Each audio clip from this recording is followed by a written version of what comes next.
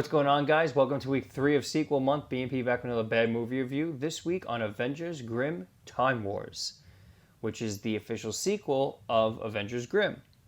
And it follows almost the same cast of characters. Snow White, Sleeping Beauty, and Little Red Riding Hood do return. Cinderella and Rapunzel do not. But they do kind of explain that off as they end up going back to their respective realms or fairy tale worlds. So this movie introduces a bunch of new characters.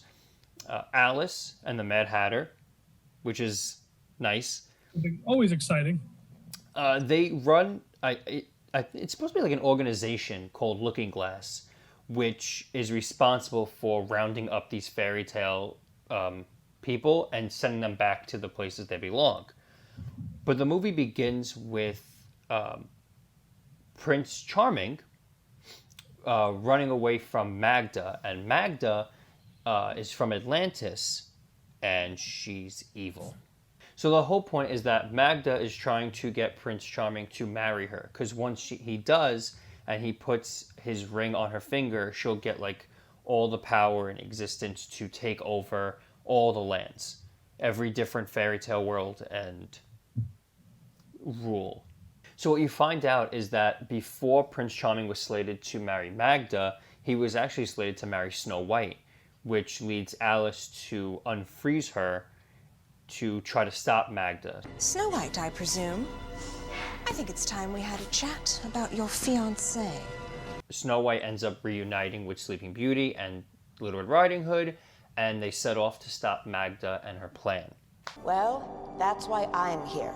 We have a mission. One thing that you will notice in this movie is that Rumpelstiltskin is played by a different actor. And this one looks a lot more like PewDiePie. But that's besides the point. But they do touch upon that as well when he says, Yes, different Rumpelstiltskin. It's a popular name where I come from. Exactly. I do like how they added that in. That they basically said, yeah, we changed the actor, and he acknowledged that, oh, you did kill me in the first one, but that wasn't me. That was like my alter ego from the 11th dimension over here.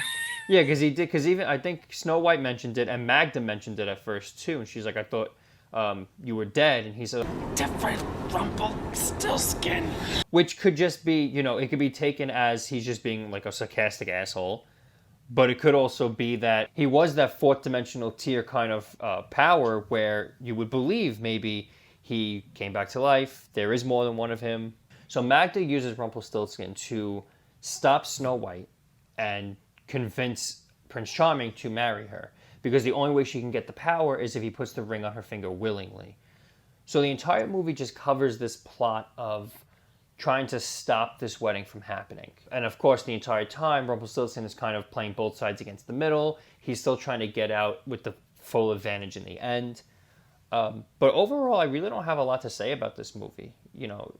Just like the first one, it wasn't that bad of a movie, to be honest. Yeah, no, I'm going to be honest. This really was a very good movie. It just seemed like it was one of those like sleeper movies of the year that would have come out in theaters and it wouldn't be, a bad movie. It was a very enjoyable movie. Yeah, and you actually didn't even see the first one. So for you to enjoy this one so much where, you didn't even know all the characters as well as me and Matt did, is saying a lot too, that you still enjoyed the movie so much. One problem I did have, and it follows back to the first one as well, is that Sleeping Beauty once again seemed like she didn't do much in this movie. No. Once again, she was useless. I don't understand. Like Red Riding Hood was very useful. She fought off most of the people. She had all the weaponry. Snow White used her powers several times. And the Sleeping Beauty, like the one time she used her powers, it was ineffective. Nighty-night.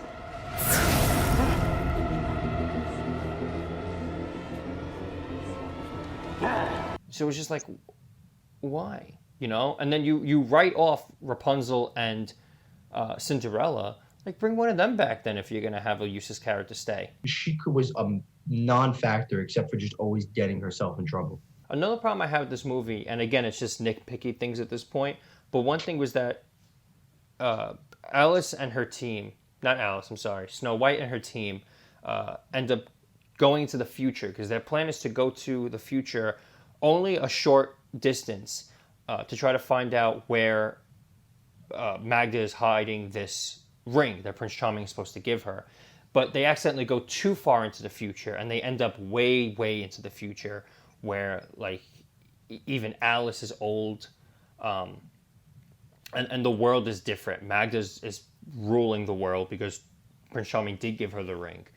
But when we're at that segment of the movie, which is, I want to say, the latter half of Act 2 and the beginning of Act 3, almost, it got very confusing when they jumped between the present and the future, because they never labeled anything. But that was the problem I had. You jump and you jump. Like, yeah, we could tell the future a little bit when you were focused on Alice or, I was going to say Handsome Charlie just then. But that was the only way I could distinguish we were in the future, because everybody else in the future still looked the same. Right, because Alice, Red, and Sleeping Beauty, because of the way they time traveled, I guess, like they were still themselves in the future. Magda was immortal, so she never looked different. The only ones that looked different were Prince Charming, Alice, and Rumpelstiltskin, just because he looked more, worn out, disheveled, because he was practically a prisoner of Magda. But there were points where, depending on what scene it was, I was almost a little confused. I had to stop myself for a second and say, okay, this is the future. Okay, no, we're still in the present here. Especially if they were like back-to-back scenes with Magda, because she looked identical in both time periods. Because there's not a lot to say about this movie, I don't want to go too deep into all the different points in the movie or, pinpoint certain spots. But at one point towards the end, Rumpelstiltskin pretty much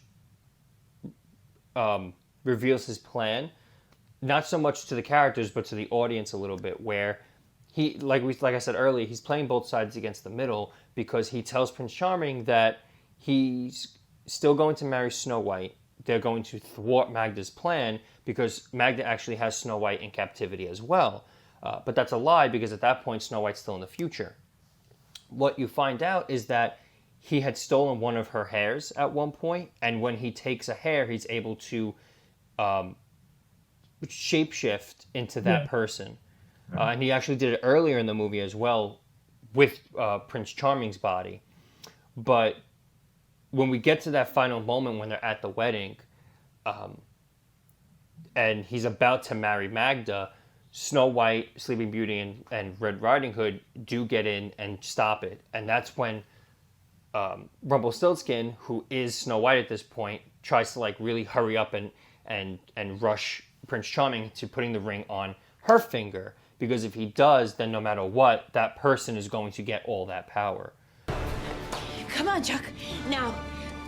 Do it now. Chuck. But Snow White ends up stopping him in time.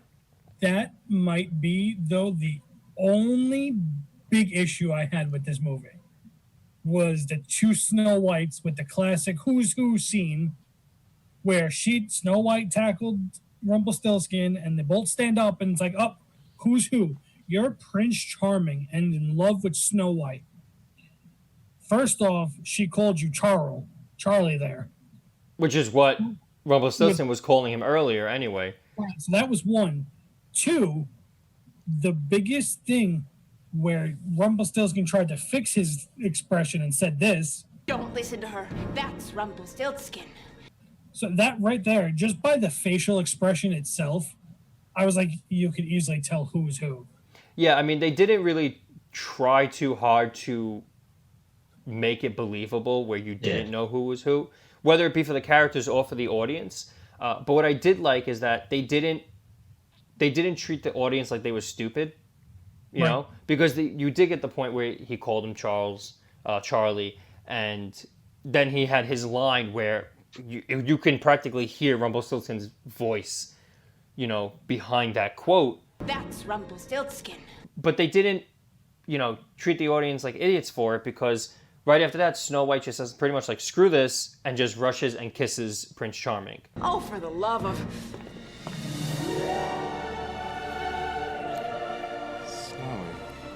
Alice throughout the movie is treated as Ant-Man.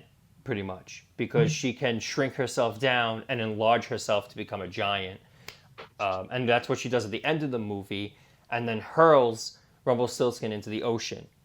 And after defeating Magda, she starts retreating back to the water and ends up taking Rumpelstiltskin with her as her prisoner.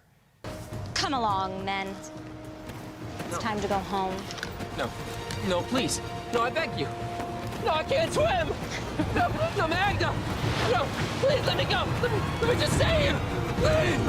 I hate the ocean! You know, and then when we get the wrap up, Prince Charming and Snow White end up getting married, and now they rule over the lands. But as they said, they don't see it that way. You know, they're not going to try to rule, as an actual leader. They just want to live their lives and go about their own existence, whether it be in their world or this one. And it basically set itself up like an Avengers movie. I've a number of matters that I'm sure will require the attention of the Avengers Grimm.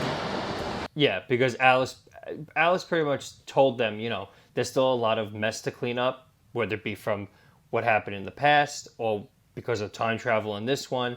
So, when they get back from their honeymoon, they have work to do, and they're going to be working for Looking Glass. So Looking Glass acts as the shield of this universe. So, enjoy the honeymoon. You certainly earned it. But when you return, I'll expect you to report promptly to Looking Glass. All of you. I wouldn't honestly be upset if they made a third one. Yeah, I mean, they really established that all these different fairy tale worlds exist. She even mentioned earlier, she's like, oh, there's Wonderland. That's one of my favorites.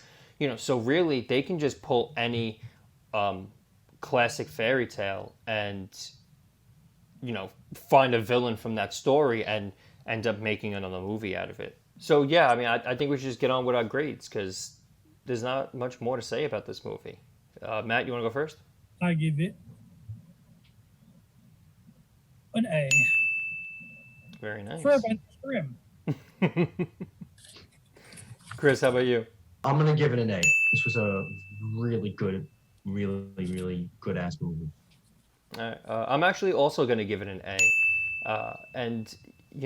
I did enjoy this movie, and I enjoyed it more than the first one. I enjoyed the first one to a certain extent, but I feel like I had more gripes with it than I had with this one. This one I actually enjoyed a lot more than the first one.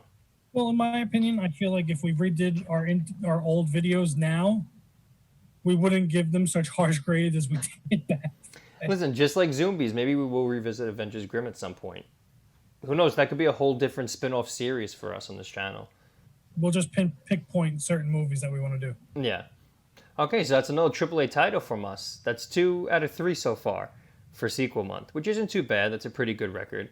Let's see what we can get next week, because next week we're tackling... Poster right now. Yeah, because next week we're tackling Five-Headed Shark Attack. Oof. Oh, yeah. Oh, man. So, as always, guys, if you like what we had to say, like this video, share it with your friends. If you ended up watching this movie, let us know what you thought about it in the comments down below, or suggest a movie you want us to see. Subscribe to catch more of these reviews every week. Until then, I'm Anthony. I'm Matt. Chris. And we'll see you next time. Later.